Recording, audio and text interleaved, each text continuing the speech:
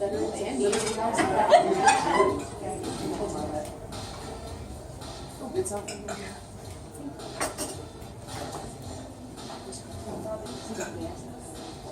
to there.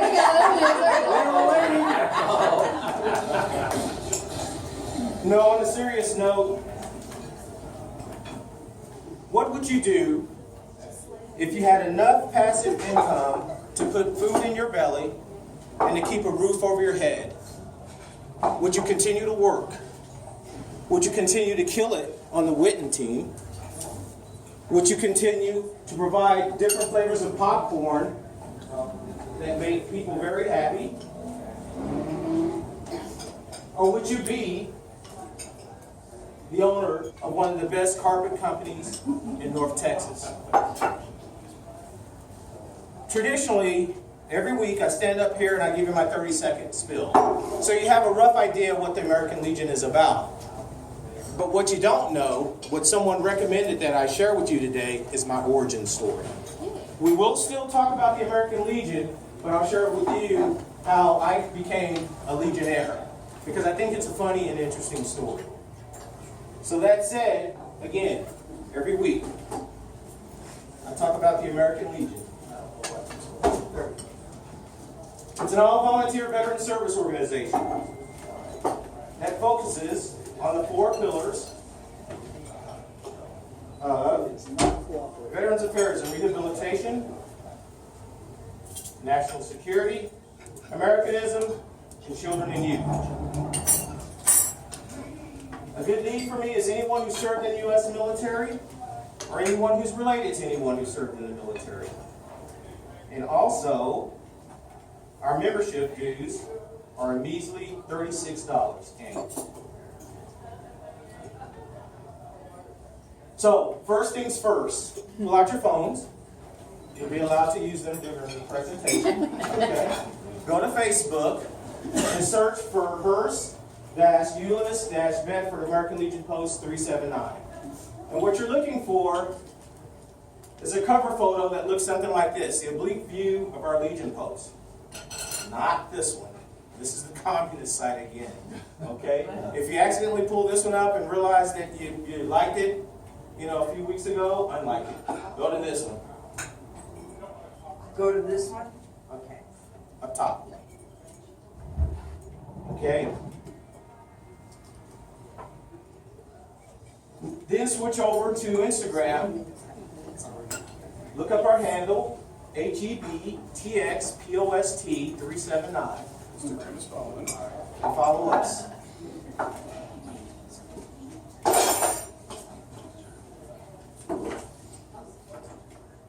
And then the last thing I need you to do is you can go to our website, www.hebtxpost379.org. If you're a member of the American Legion Auxiliary, or SAL, please stand up. Thank you for your membership. Thank you for your service and the service of your loved ones. Let's please give them a round of applause. If at any time you'd like to make any donations to the American Legion or renew your membership, you can just go to the website, click here on membership dues, scroll down to the bottom, and say PayPal, Cash App, and Venmo. So that being said, again, this presentation today is going to be in 2 parts. My origin story, and then I'll talk a little bit about Post 379 since we just had our anniversary.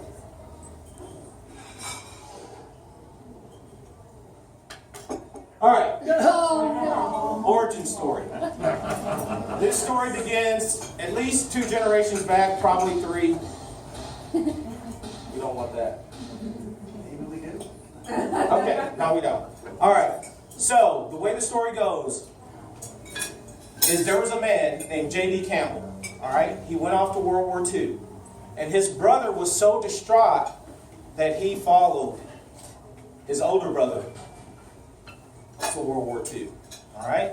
And that younger brother was my grandfather, Alphonse Campbell.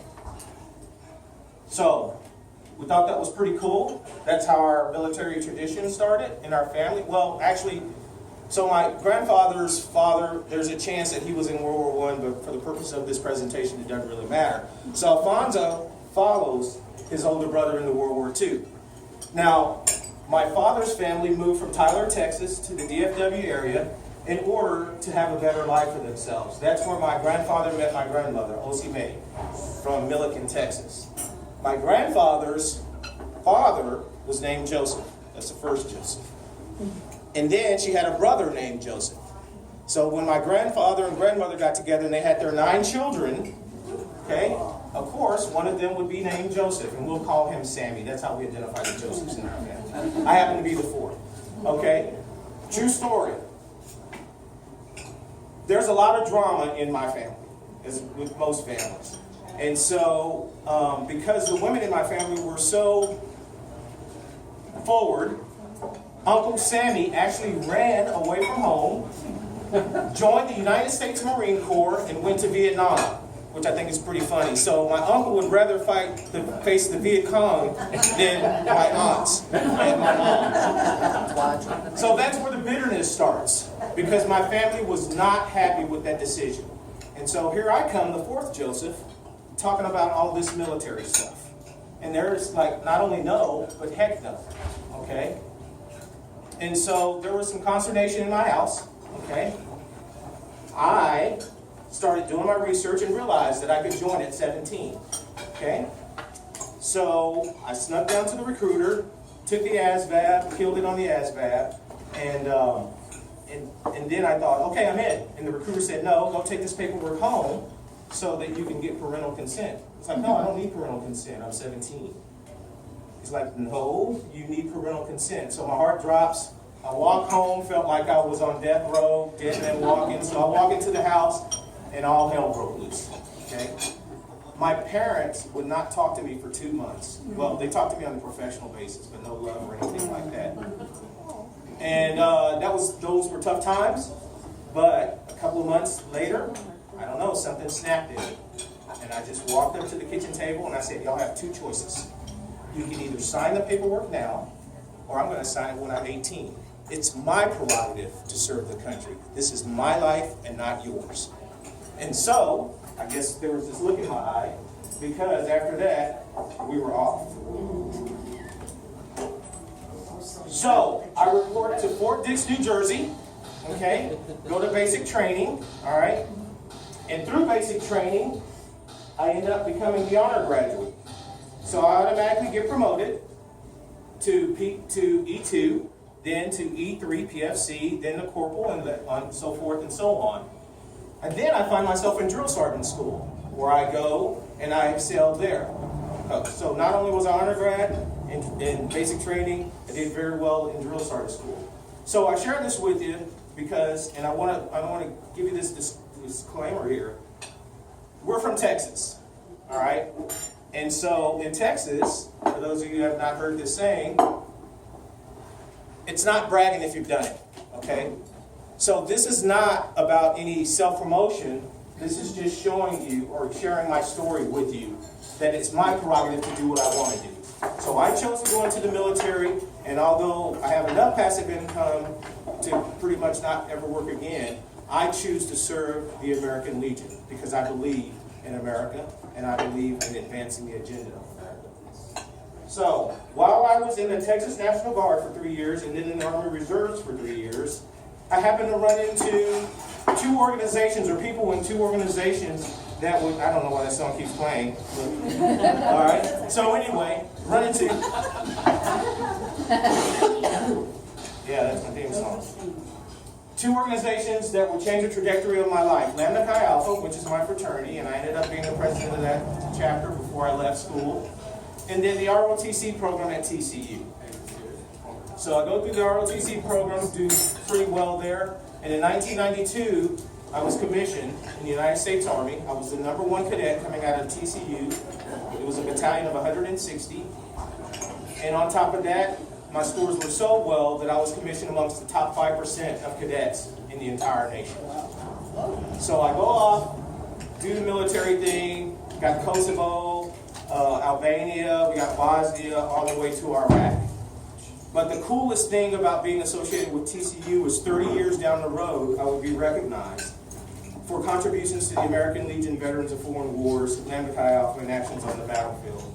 And we have this tradition at TCU where each year an alumni is selected based off of performance to go into the Hall of Honor. So last year, April 2022, I was inducted into the Army ROTC Department. So, it was a great military career. Then I was like, well, what am I going to do? And that's when I ran into a guy who would eventually be my mentor in the American Legion, Robert Bowles. He's since passed on. But I believe in the American Legion. I believe in our mission. I believe in our 4 pillars. And that's why I choose not necessarily to work, but to volunteer my time. So there's sacrifice on behalf of service to the country. Then there's sacrifice on behalf of not getting paid. Again, right, wrong, or indifferent, my personal views is that America currently is a dumpster fire, and we are on our way out. But like that old picture with the seagull that's swallowing a frog, and the frog has its hands around the seagull, I'm going to fight until the end. And so again, to those who've chosen to join the American Legion, and to those of you who have helped us, we are grateful. So, now on to the good stuff. Oh, one more picture. So, there are roughly 2,000 members in the American Legion. And so this is a picture of me and my junior counselors at Boys Nation. Okay? I am one of 4 Legionnaires in the entire American Legion that leads a Boys Nation section. To the left, we got Eddie the 4th. He is finishing up his sophomore year at Harvard. And then to the right, we got Christian, who is finishing up his junior year at CSU. So that's my love, and that's my passion, and that's my prerogative, and that's what I choose to do in my life. So, moving on to post-379 history. So if you can pull your phones out, if you've already gone to the website, just click on the About tab. First drop down would be History. Okay? Under the About tab, let's see if I can get this to work.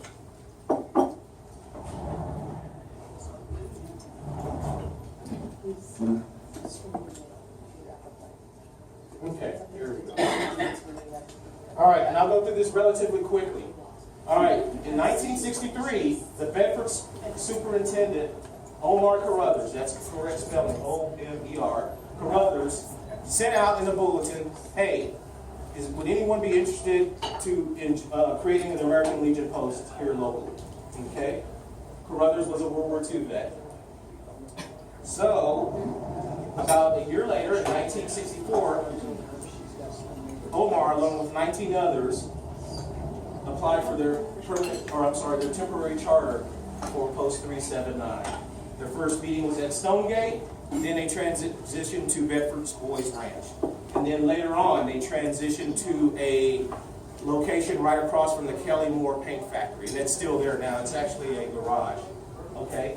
And then in 1982, they saved up enough money to purchase the land where our building is located right now, and they built the current building. Okay? So, going backwards a little bit.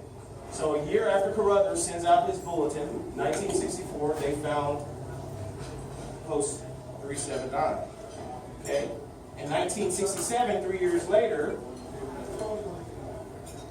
okay, we received our permanent charter. So that is our actual birth date, 1967. All right. In 1969, Post 379 began hosting all Memorial Day services at Bluebonnet Hills Cemetery, with the VFW joining us in 1972. Actually, it was the Hearst VFW, which no longer exists. They collapsed during COVID. So I've convinced the Grapevine VFW to join us. All right? And that continues to this day. And so we have some pretty high performers in our post, and I'd just like to highlight some of them. This man is Dan Fallon. Okay, he happens to be the father of our historian back there, but he was great at marketing, and so it was so great that the Texas American Legion decided to create an award for him, and I plan on bringing that award back home this year. Then we got Deb McKee, our first female commander. Okay, and she would have been the first female commander in Texas, but she lost it by 3 weeks. So Deb McKee's still around. Then we have some youth, high-performing youth. This is a picture of Trey Arnold. He graduated from Collegeville Heritage in 2015. Trey came to us to help build our retirement pit, and then him and my daughter ended up getting appointed to the United States Air Force Academy. The cool thing about Trey is that Trey was the #1 cadet in the Air Force Academy. So that was pretty awesome. So of course, 1967 to 2017, it's 50 years. Then we got Isaac, who represented Texas at the National High School Oratorical Competition. Then we got my son there, who was the Eagle Scout of the Year for the Department of Texas. He has now moved on. He's a Marine Corps aviator. And then we got Jacob here on the far left, who also represented Texas during the National High School Oratorical Competition. Okay, and one of the last things I want to highlight is in 17, yes, our 50-year anniversary, that made us eligible for a historical marker. So it was a big day for us. We had the mayors of Hearst, Euless, Bedford, South Lake there, and then Congresswoman Beth Van Dyne on the end there. So that's short history of our post. Okay. So today, March 15th, is the American Legion's 104th birthday. On March 2nd was the 56th anniversary for Post 379, and then the last Saturday in April will be the first annual American Legion Family Day. So instead of having 3 separate celebrations, what we're going to do is we're going to wrap everything up into one celebration next Thursday, the 23rd. We'll start at 4 o'clock with the chamber ribbon cutting, and then we'll roll right into the chamber unplugged. So again, if you have business cards you want me to put in our goodie bags, then please let me know. I'll need about 100 of them. So, quiz. I got 5 more coins here. All right. You guys ready? Ready? Yeah. All right. What year did Omar Carruthers and 19 other officers create Post 379? 1967. Yes. Whoa! Hey, wow, that was quick. There you go. Thank you. Thank you. All right. That's pretty good. What year did Post 379 receive its permanent charter? 69. 69, yeah. 67. 67. There you go. Received the charter. Yeah, received the charter. Permanent charter. All right. Okay, what year did Post 379 begin its annual Memorial Day services at? 69. 69. You guys actually, I thought I was going to put you guys to sleep there with my presentation. All right. When did he? It's not sure. Oh, there we go. 82. Patty said Wow, I didn't get the chance to read the Patty question. said it first. Speed And then the readers. last question. Thursday at Thursday, the clock started at 4 o'clock. What was that? 23rd. Thursday at 4 o'clock. 23rd. Was it you or was it you? I don't know, but I gave the time before she did. All right, there you go. She's also a veteran, so give it to her. Okay, awesome. All right, so again, the good news for me is anyone who served in the U.S. military, anyone related to anyone who served in the U.S. military. That's my contact information. What questions do you have? I got one. What's the difference between the VFW and the American Legion? So the VFW stands for Veterans of Foreign Wars, okay? And basically, in order to become a member of the VFW, you have to have served in combat. For the American Legion, you can become a member if you've served 1 day on active duty anytime after December 7th, 1941. So one's combat related, the American Legion is not combat related. You just have to be a veteran. Yep. How much for the tank? I don't know, I think it's 2.5 million. So, you may want to go to Omaha's and Fort Worth, you might be able to pick that up. That was down at Hood, right? That's our, That was down in that was my last assignment as squadron commander, and I don't know what's up with the TV. But yeah, that was my last assignment during deployment to Iraq. And so, yep, oh boy, it's So I know you said you started when you were 17, right? Correct. So I want to know what you eat in your exercise, because you look like you're 28. So, Well, so it's kind of cool in the military because they kind of force you to work out.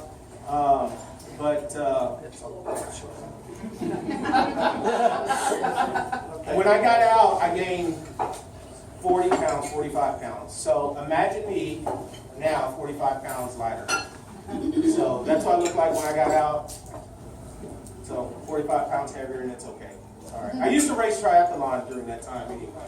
Yes, next question. Can you or Faye talk about the toiletry drive that you're Okay. doing for your event? Okay, you want to talk about that? Well, yes, I'm a member of the auxiliary, and they always are doing some kind of initiative, if it's for cancer research.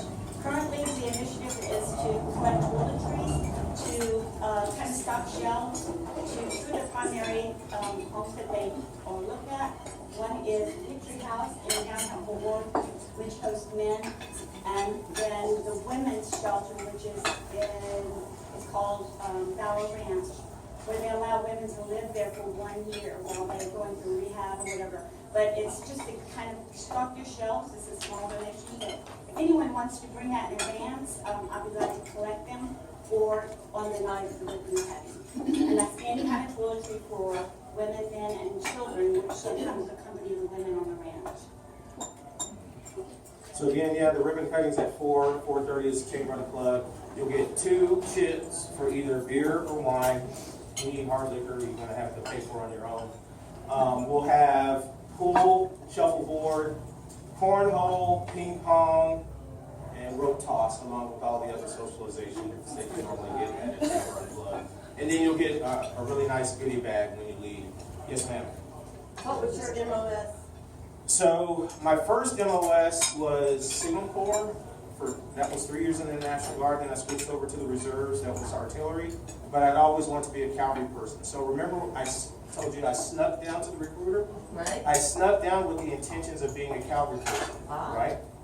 But because I killed it on the ASVAB, the recruiter told me not to waste that score, so he put me in the Signal Corps. So when I came through TCU. My dad was Signal. So when I came through TCU and I got everything that I wanted from the Army, I said, I want to be Cav, no ifs, ands, or buts, or I'm out of here. All right. Thank you. When I was in Kosovo in 93? Yeah, 93, yeah. So Kosovo, followed by Bosnia, and then later Albania, and then of course Iraq.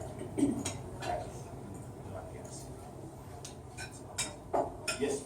Are both of your children still studying? So, yes. So the short answer is, so both kids went to the Air Force Academy. My daughter ended up staying in the Air Force, and then she is in California now. My son, who's always wanted to fly for the Marine Corps but did not get accepted to Annapolis, graduated as an Air Force Academy cadet in the morning, and then at night was commissioned as a Marine Corps officer. So the history behind the Marine Corps is that someone from Congress, from the American government, went into a bar, got all these guys drunk. This is a true story. Ask any Marine. Put them on a ship, took their paperwork, and when the guys came to, he said, "Welcome to the United States Marine Corps, here's your rifle." And that's how the Marine Corps started. So most of the time, the Marines are commissioned and enlisted in a bar. And so he was commissioned in a bar that night in Colorado Springs. So, Wow. all right. Any more questions? Okay. All right. Thank you.